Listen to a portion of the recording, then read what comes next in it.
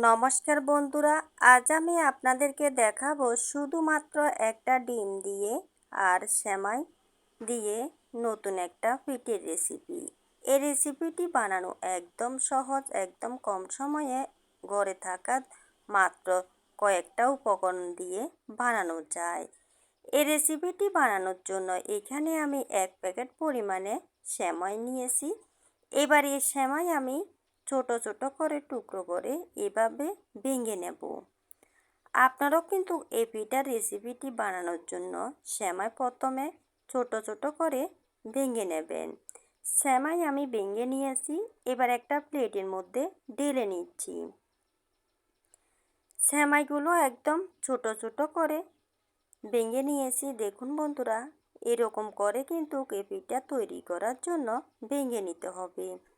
ভিডিওটি কেউ স্কিপ করে দেখবেন না, স্কিপ করলে কিন্তু আপনারা বুঝতে পারবেন না যে এই রেসিপিটি আমি কি উপকরণ দিয়ে বানাচ্ছি। এই রেসিপির জন্য এখানে আমি শুধুমাত্র একটা ডিম একটা বাটির মধ্যে ভেঙে নিয়েছি। আপনারা ফ্রিজে যদি ডিম ব্যবহার করেন তাহলে এই রেসিপি বানানোর 30 মিনিট আগে ফ্রিজ থেকে বের করে রাখবেন, তাহলে কিন্তু এই পিঠার মধ্যে দিলে ভালো হবে। এবার চুলোতে একটা কড়া বসিয়ে দিয়েছি। কড়ার মধ্যে আমি দিয়ে দিলাম 1 চামচ পরিমাণে ঘি। এবার ঘি আমি খুব ভালো করে কড়াইয়ের সাথে লাগিয়ে নিয়েছি। এবার এখানে আমি দিয়ে দিলাম গুঁড়ো করা সেমাই। এবার ঘিয়ের মধ্যে আমি খুব ভালো করে এই সেমাই 6-7 মিনিটের মতো মিডিয়াম আঁচে ভেজে নেব, তাহলে কিন্তু এই পিঠা খেতে খুবই ভালো লাগবে। আমার এই রেসিপিটি যদি আপনাদের ভালো লেগে থাকে তাহলে লাইক কমেন্ট শেয়ার করে দেবেন। আর নতুন কোনো বন্ধু যদি আমার এই রেসিপিটি দেখে থাকেন, আমার চ্যানেলটাকে সাবস্ক্রাইব করে নোটিফিকেশান অন করে রাখবেন। যখনই আমি নিত্য নতুন ভিডিও ছাড়ব প্রথমে আপনাদের কাছে পৌঁছে যাবে। এভাবে কিছুক্ষণ পর পর লাড়িয়ে চাড়িয়ে সেমাই আমি খুব ভালো করে ভেজে নিয়েছি। আপনারাও কিন্তু এই রেসিপিটি তৈরি করার জন্য এভাবে সেমাই ভেজে নেবেন। এই রেসিপিটি বানিয়ে আপনারা মেহমান আসলেও দিতে পারেন, তারা বুঝতে পারবেন না যে এই রেসিপিটি কিভাবে তৈরি করছেন। আমি সেমাইগুলো একটা প্লেটের মধ্যে ঢেলে নিয়েছি। এবার 5 মিনিট ঠান্ডা করে নেব। 5 মিনিট পর আমি চলে এসেছি। এবার দেখুন এখানে আমি কি উপকরণ দিচ্ছি।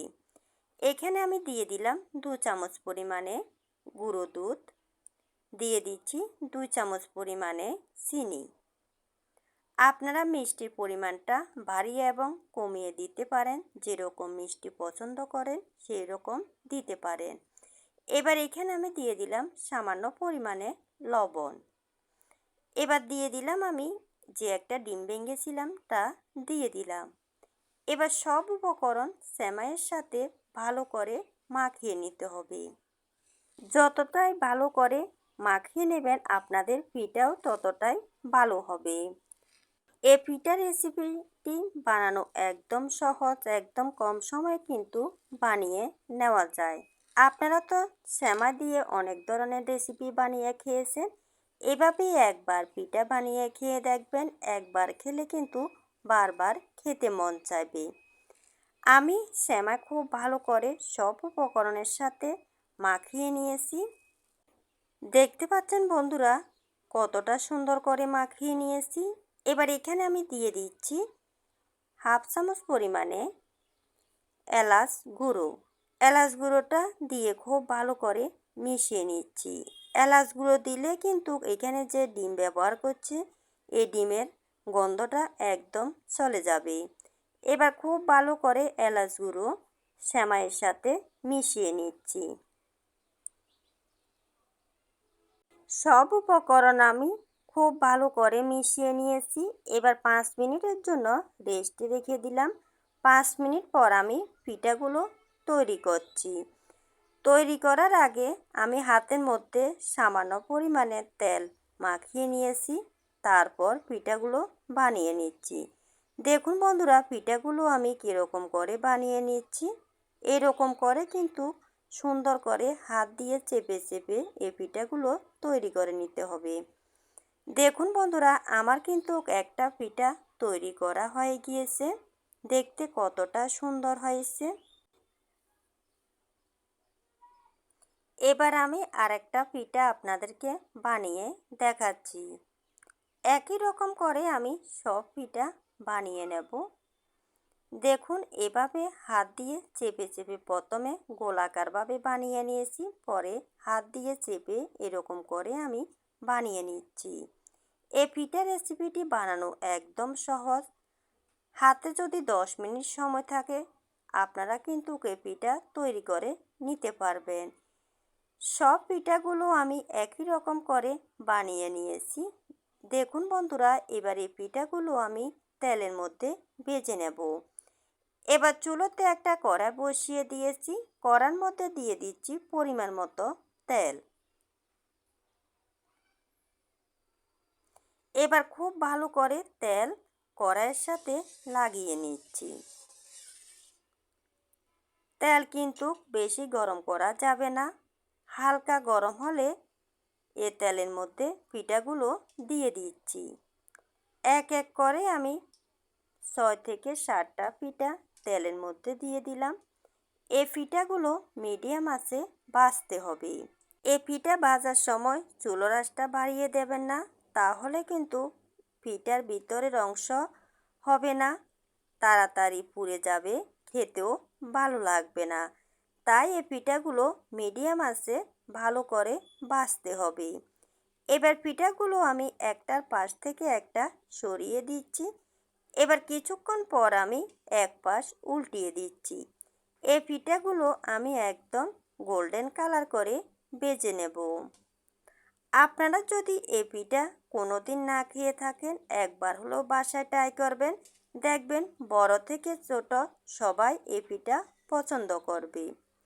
এই পিঠার মধ্যে বেশি কিছু উপকরণ লাগে না, ঘরে থাকা 2-3টে উপকরণ দিয়ে খুব সহজে কিন্তু এই পিঠাগুলো তৈরি করা যায়। এভাবে মিডিয়াম আঁচে এপাশ ওপাশ উল্টিয়ে পাল্টিয়ে পিঠাগুলো আমি একদম গোল্ডেন কালার করে ভেজে নেব। পিঠাগুলো কিন্তু আমার ভাজা হয়ে গিয়েছে। দেখুন বন্ধুরা, পিঠাগুলো কিন্তু একদম গোল্ডেন কালার হয়ে গিয়েছে। এবার আমি তেল ঝরিয়ে একটা পাত্রের মধ্যে এই পিঠাগুলো তুলে নিচ্ছি। দেখুন বন্ধুরা, দেখতে কতটা সুন্দর দেখাচ্ছে। সব পিঠাগুলো আমি তেল ঝরিয়ে একটা পাত্রের মধ্যে তুলে নিচ্ছি। একই রকম করে আমি বাকি পিঠাগুলো তেলের মধ্যে দিয়ে দিচ্ছি।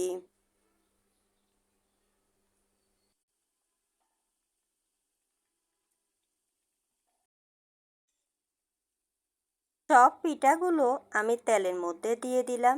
একই রকম করে এই পিঠাগুলো আমি একদম গোল্ডেন কালার করে ভেজে নেব।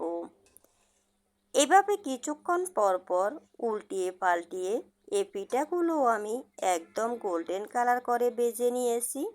এবার আমি তেল ঝরিয়ে তুলে নিচ্ছি।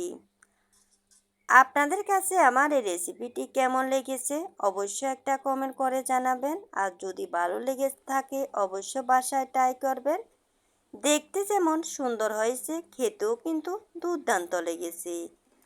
আজ এই পর্যন্তই বন্ধুরা, সবাই ভালো থাকবেন, সুস্থ থাকবেন।